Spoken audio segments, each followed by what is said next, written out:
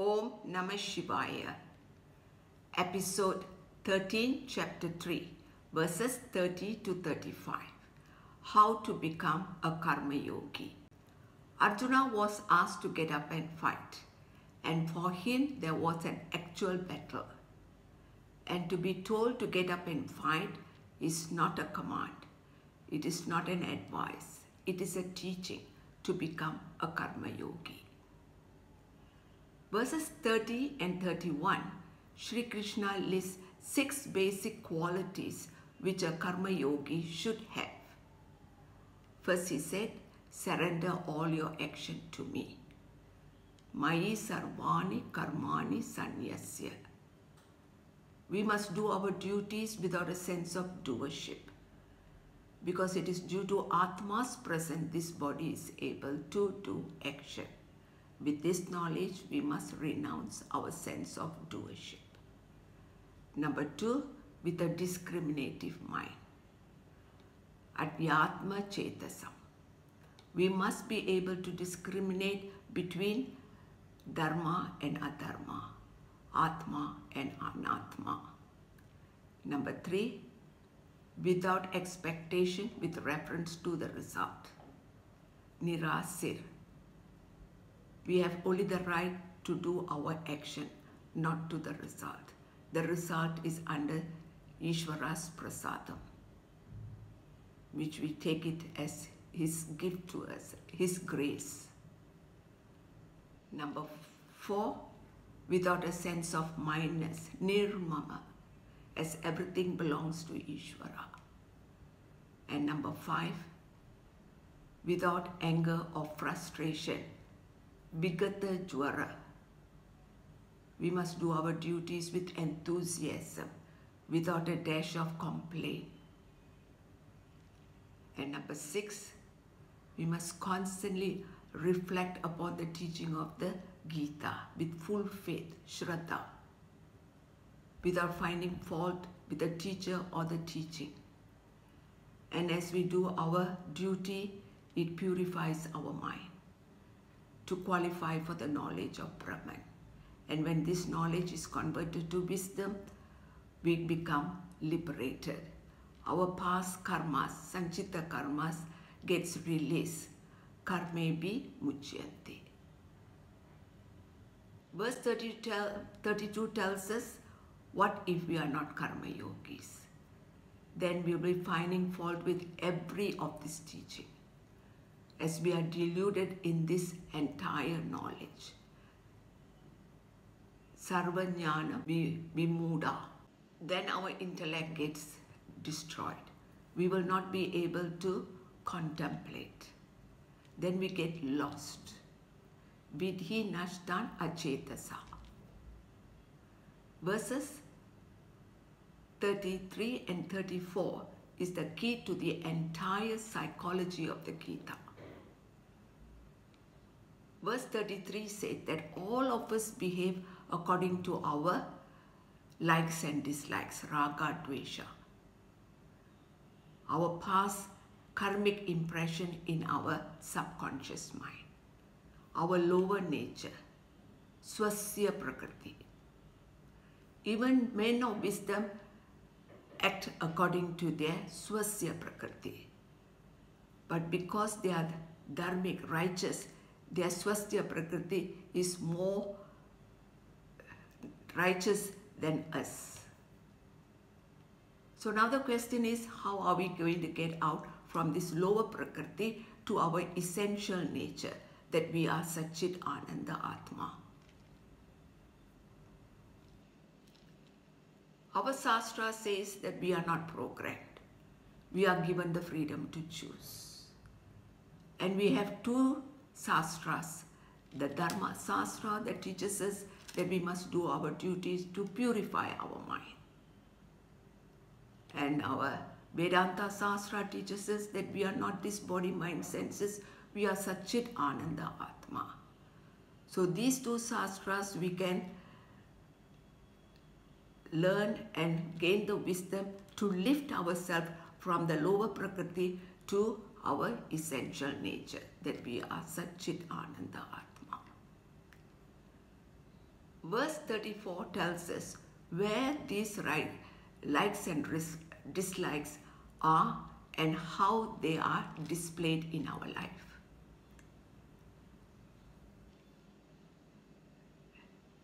Our raga dvesha is in every of our sense organs. Indriyasya arte raga dvesha vyavastita. Indriyasya is repeated twice to tell us that in every of our sense organ, these raga dveshas are displayed. For example, let's say we hear a sound from an external source. It is heard by our ears, our sense organ of hearing. This, upon hearing, it is reflected in our subconscious mind.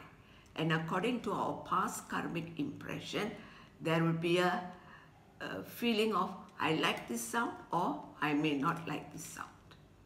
Just like a submarine, it just shoots up this feeling. I like it or I don't like it.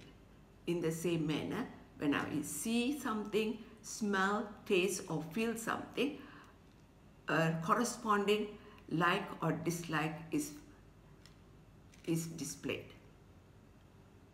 And this is how Arjuna got destroyed. When Arjuna saw his grandfather on the opposite side, this vision reflected in his subconscious mind, and it came out, I love my grandfather. What if I kill him? So this triggered his emotion that his bow dropped and he was unable to do his job. So the second part of this verse says, do not come under the spell of raga dvesha. They are your enemies. Shri Krishna is not telling us not to have likes and dislikes, but do not come under its control, under its spell. It is our enemies. It can destroy our reasoning. So without worrying what is happening at our mind level, we must do our duty righteously as an offering to Ishvara, to the law of Dharma. Because we cannot control our thoughts. The more we try to control our thoughts, the more we get entangled with our thoughts. So Shri Krishna says, use your willpower to do your duty. Because we cannot cultivate good thoughts. We cannot remove bad thoughts. Thoughts just occur as per our past karmic impressions in our subconscious mind. So by using our will, we must do our duty. Let the thoughts arise and let it fall. And in a way it is good. By watching our thoughts, we will know. We know how to do self-analysis and correct where we need to be corrected. So our mind is a very beautiful instrument. We must let it think, but don't fall under its spell. Gain mastery of our body, mind, senses. This is Karma Yoga. And verse 35 further elaborates, saying that it is better to do our own duty imperfectly than to do another's duty well. There can be many motives when we do an action. But most important of all, we must ensure that our actions are ethical. And the Gita adds something more to ethical value. It says that we must be aware of Ishvara, the creator of the universe. And we must know that when we do an improper action, we incur sin. And that sin, which is an unseen result, adrishtapala, will be deposited in our karmic account, which we have to repay later. And when there is bhakti yoga, devotion to Ishvara, when we see Ishvara is everything, who is everything, who gives everything, then it is Bhakti Yoga. We see that our physical bodies are given, our mind is given by Ishvara, opportunities are given by Ishvara, resources are given by Ishvara, time is given by Ishvara, everything is given by Ishvara. And when we appreciate Ishvara behind all that is given and do our righteous duty as an offering to the law of Dharma, means we are working harmoniously in rhythm with the law of Dharma. We are working harmoniously with Ishvara. This is Karma Yoga.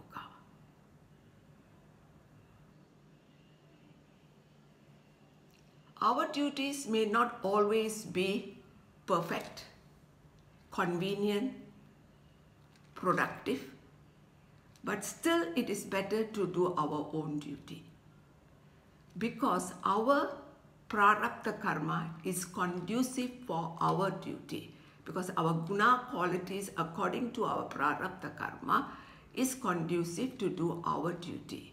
It may not be perfect. Whereas if we were to do another person's duty, it may be not conducive to my guna composition. So it will be done with fear. Therefore, it is better to do our duty even though it is done imperfectly. And the second half of this verse says, death in our duty is better than another's duty that is fought with fear. If we do our duty until death, at least we have a satisfaction of knowing that we did our prarabdha karma till the very end. Even if Arjuna gets killed in this war, he will go to heaven. He will go to Brahmaloka. And there, Brahmaji will teach him the knowledge of Brahman, and he can get liberated there. So it is better to do his duty even if he gets killed than doing somebody else's duty with fear, because that job may not be conducive to him. He may not be able to do it, and there will be fear in him. So death in our own duty is better than shifting our duty to somebody else's duty. All the devatas are programmed to do their duties as yajna, providing us this universe to work out our karma. And when we do our duties as yajna, means we are appreciating the devatas. When all human beings put aside our raga, dvesha, likes and dislikes, and do our duties as yajna, this world will be a paradise. There will be harmony within a family, in a community, in a society, and also globally. This is Karma Yoga. At verse 35, we shall take a break. And in verse 36, Arjuna is going to ask a question: why do we commit a sin? What impels us to commit a sin? And Sri Krishna is going to answer. So till then, Om Namah Shivaya.